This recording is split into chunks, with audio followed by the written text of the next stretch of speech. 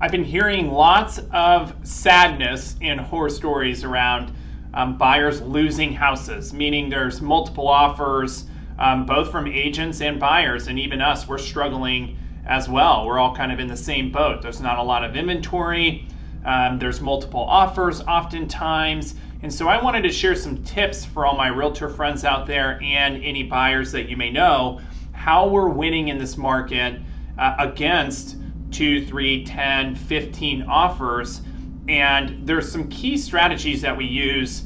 And the number one to gain an advantage in this market is experience, right? Experience negotiating multiple offers and definitely having relationships with agents that may be the listing agents. So we try extremely hard, meaning we're so urgent, texting, emailing, calling that listing agent over and over and over again until we get them on the phone.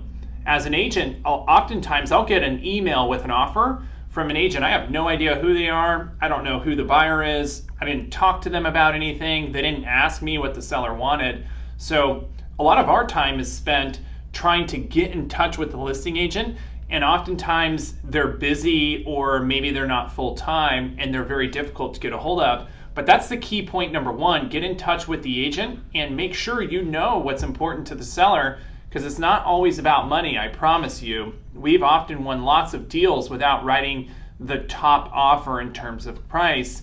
And in this market, there's a lot of buyers that are writing offers really, really high that have no chance of appraising, and I think people understand that, right? The seller understands that, and so does the agent. So number one is getting into rapport and proving to that agent that we're gonna stick it out and close, and finding out what the seller wants. Number two is writing a great letter. Real estate is so emotional.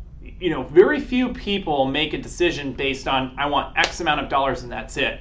Writing a fantastic story to tell the agent and the seller what your story is and what makes you unique is so important. Every time I get one of these letters, I present it to the seller, and it makes a huge difference in it, and it strikes a connection with the seller.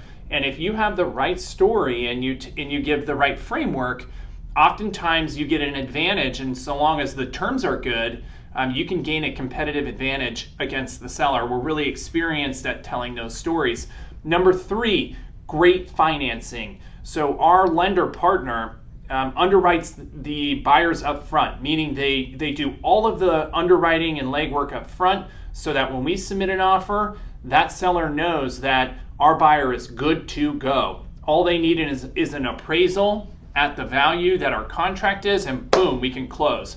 So I can't tell you how important it is. Just because you make an offer or just because you give a price does not mean that it's actually going to close. 25 to 30% of the escrows right now are canceling, and the seller just wants some reassurance that they're going to close. They're actually going to get the deal done. Sellers are willing to accept lower offers if they feel that the deal is really solid. So let's say we have a good story, we're in good rapport with the agent, and the seller trusts that we're going to get the deal done in 21 days. We can beat out competing offers, say 5,000, sometimes even 7,000, 10,000 higher than ours if they don't believe that buyer's going to close. And number four, great terms. We try to keep the offers as clean as possible. No home warranty is asked for. In fact, our team pays for that. We don't want to have the seller go back and forth with our client over something like a home warranty that's $500.